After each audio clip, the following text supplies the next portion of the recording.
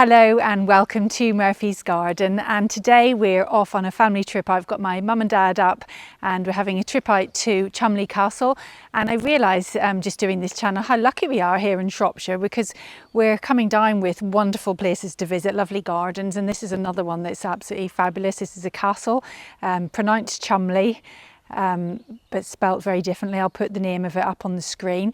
And it's very dear to Alistair and Olivia's heart because they did their RHS training, the practical side, in the grounds of Cholmondley Castle. So hopefully they'll be able to, they were tested on all the names of the plants. So hopefully they'll be able to remember all the names and tell us what things are. And it's a special day today because they've got a classical music event there. So we get to listen to some lovely music while we explore the grounds. So see you there. Situated in the county of Cheshire, England, Cholmondley Castle is a magnificent 19th century structure with origins tracing back to the 12th and 13th centuries. The Cholmondley family have lived on this land since Norman times, and the current castle that you see today was designed by the first Marquess of Chumley, working with architect William Turner of Whitchurch, and was built between 1801 and 1804. The present Grade 2 listed castle replaced a timber-framed hallway nearby. Cholmondley Castle is nestled within historic parklands and gardens of 70 acres, and which are listed Grade 2 in the Register of Historic Parks and Gardens. The current Lord David Chumley is the 7th Marquess of Chumley and owns this castle along with Houghton Hall in Norfolk. He and his wife Rose are good friends with Prince William and Princess Kate, and their title, Marquess and Marchioness, is the 4th most senior rank in British nobility and comes after King or Queen, Prince or Princess, and Duke and Duchess. The Chumleys are particularly notable as they are hereditary co-holders of the office of Lord Great Chamberlain. David was named King Charles's Lord-in-Waiting, and their son Oliver played an important role in the recent coronation of King Charles, and along with Prince George, he served as one of 4 pages of honour. And some other interesting facts you may be interested in. You may have seen the Hollywood film Anthropoid, which was released in 2016 and starred Cillian Murphy and Jamie Dornan. The film tells the story of the assassination of the German SS general Reinhard Heydrich, one of the archetypes behind Hitler's final solution and head of the Gestapo and secret police. But did you know that this gripping tale has its origins here at Cholmondley Castle? The Free Czechoslovak Army was actually based at Cholmondley Castle in the summer of 1940, and it was from these men that 2 were chosen to be sent back to Czechoslovakia to carry out this incredible mission. And this is a plaque just to commemorate those brave men. And it's so pretty the way we see this orygeron, the way it's planted in all the little nooks and crannies, and here on the steps it's spilling out in between the stones, and it's just a lovely plant and used everywhere. We see it everywhere at the moment, and it really softens hard stone steps and really makes it look pretty. And we'll just have a little walk round the castle and just have a look at some of the planting. Oh wow, look at these mushrooms. There's that stuff there that actually, if they eat them, I'm pretty sure they can. Don't take Olivia's word for that, just in case. No, take no responsibility for anyone who eats these and dies. Gosh, they're incredible. I can't remember what they're called. A very impressive view. Look how grand the castle looks from here. And this is an interesting plant. This is Abelia grandiflora, covered in bees. Another really good one for pollinating insects, really lovely. Lovely big clump of agapanthus, which obviously weren't killed in the frost, as mine were. More tree peonies. It's just beautiful, really lovely, very beautiful building. More Hylotelephium, fuchsias, crocosmias, big clump of fuchsias here. This is a nice shrub. This is Choicea dwittiana, which is far nicer than the mock orange common one that we have in our garden. This is a nicer type of foliage. It's lovely.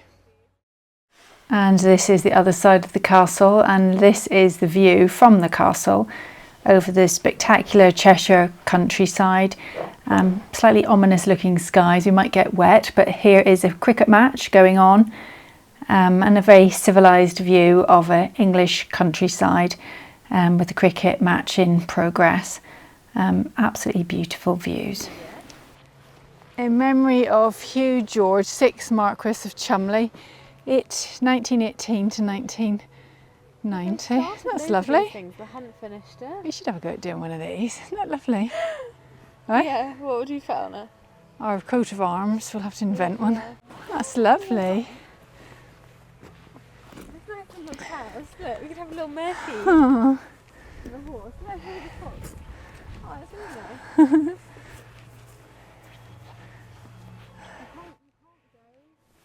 The first formal garden at Chumley was designed in the 17th century, but the gardens and the grounds were neglected in the 18th century, but reordered by William Ems, who created the landscape park.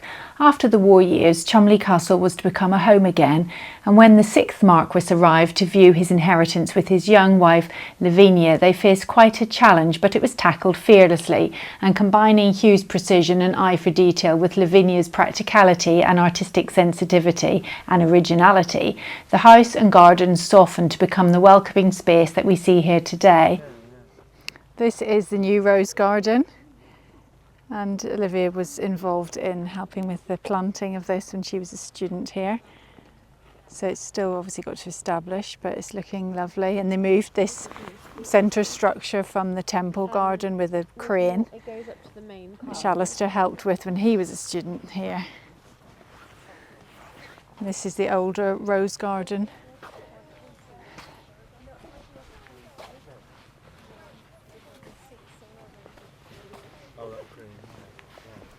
And we'll head now down to Lavinia Walk. So these are all herbaceous, big herbaceous borders. Lovely colours of reds and hot colours. We've got the Gertrude Jekyll rose, I think that is, Strantia, dahlias, lots of penstemon and heleniums, and some irises there, which have obviously gone over, some red salvias, and more dahlias, red dahlias, crocosmia. And interesting to see how they do the hazel structures. That looks incredible, really lovely. And they've got the delphiniums growing through that. And the background we've got Persicaria, which is covered in lots of bees, so they obviously like that. This is a nice little crocosmia, little orange one. And here we've got the Salvia viridis, which we've got in our garden. This looks like a pink form of it as well, which looks interesting, looks nice. There's lots of Hylotelephium, sedum, and there at the back is acanthus, or bear's breeches. And just heading down here, we've got more sedum, big clump of heleniums. I've got some nice obelisks at the back there with roses, and some penstemon, dahlias, lots of irises, which I'm sure looked lovely earlier on, and salvias.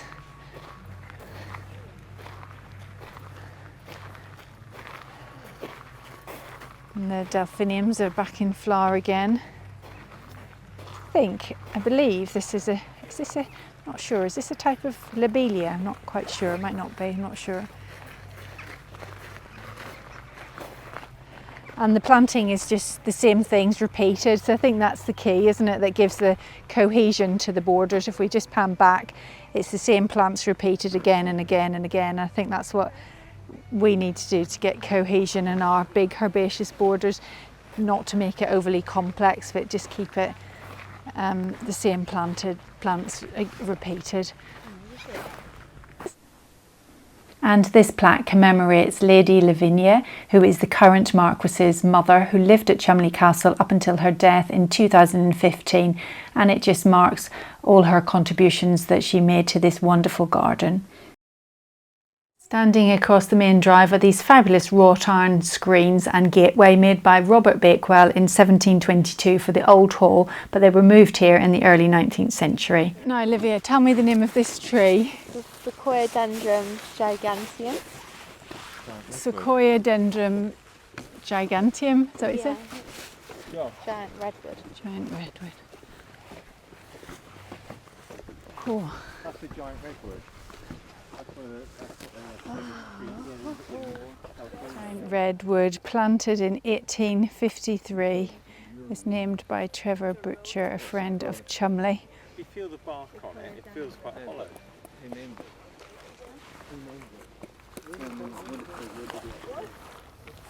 at that, that's lovely. Yeah, it's very kind of, Look at that, just it's look, weird, stand and isn't look it? It's up kind of like almost like a coconut. it, yeah.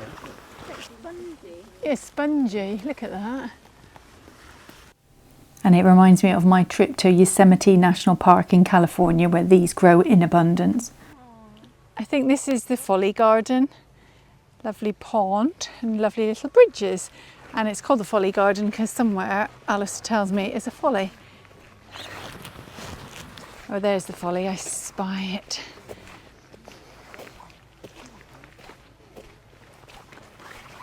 It's beautiful, really lovely, and the sun's come out and everything looks so much nicer in the sunshine.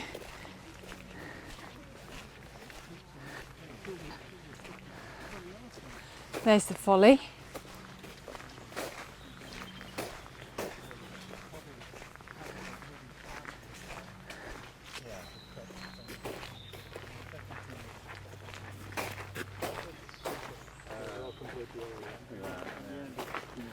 Hydrangea limelight. And here we've got some hydrangeas, some beautiful tree ferns, and I spy in here a cornus, and there is a label on it, and it's Cornus Cula China Girl, which is the one I want to get. So obviously it's not looking in its stunning glory because it hasn't got its bracts on it at this time of year. However, it's interesting to see its size. So it's a nice size for, you know, we don't want anything too massive. So that's a really good size. And then we'll head over. This is a lovely Acer. And here we've got the lovely Acer and the Cornus, the wedding cake tree. Lovely contrasting leaf forms again with the tree ferns, looks really, really lovely. We've got some betula, some lovely birches, and this is the Folly.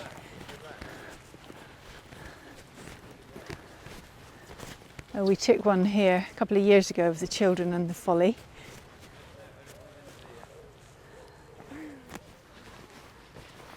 Lovely limelight hydrangea, and this is the oak leaf hydrangea, which I don't think I've ever seen an oak leaf hydrangea other than in magazine pictures and things. It's lovely.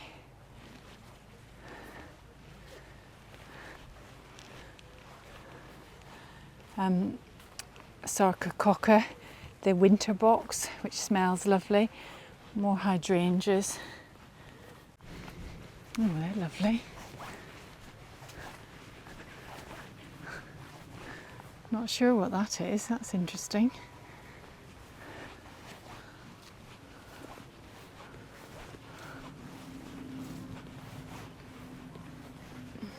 Persicaria.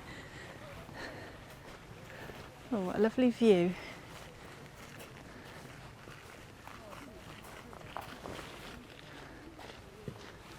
Stunning.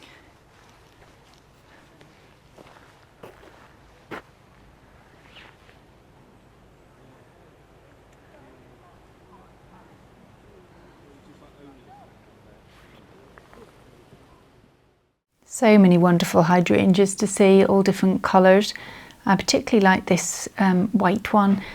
It's just got a slight little bluey centre to it, which is lovely. They seem to do very well here. The soil underfoot does feel quite squelchy, but Alistair said the soil is actually very similar to ours. It is quite sandy when he's worked here and worked the soil, which is interesting to see what they can grow. Anything they can grow, we should be able to grow. And one of my very favourite trees, this is liquid amber, a stunning tree, but it does get big, too big for our garden, but it is a stunning tree and the colours are just magnificent.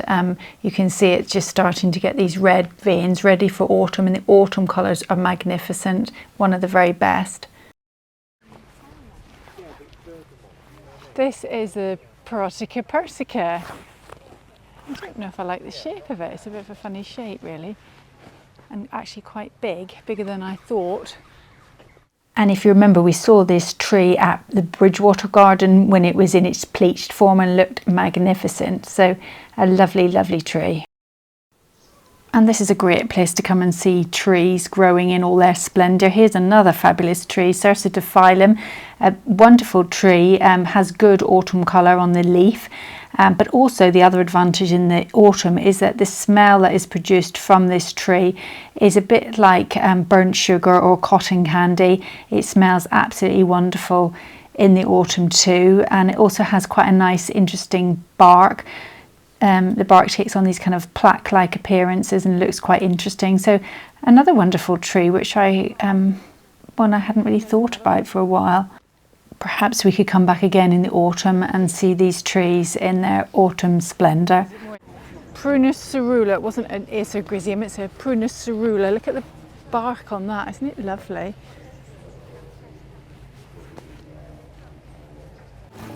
This is a Metasequoia glyptosyboides, and this is the only conifer that loses its leaves, a deciduous conifer. What a lovely day we've had at Chumley.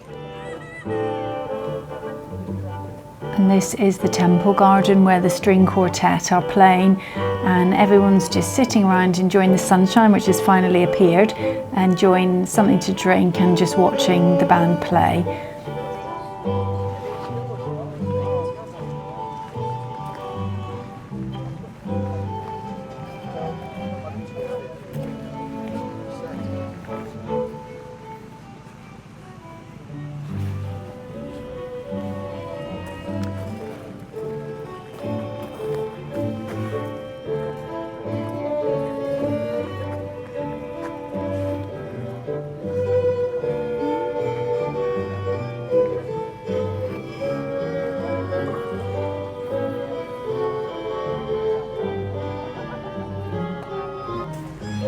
And we've had a wonderful day at Chumley, so I hope you enjoyed that tour. Thank you very much for watching, and see you in the next video. Bye for now.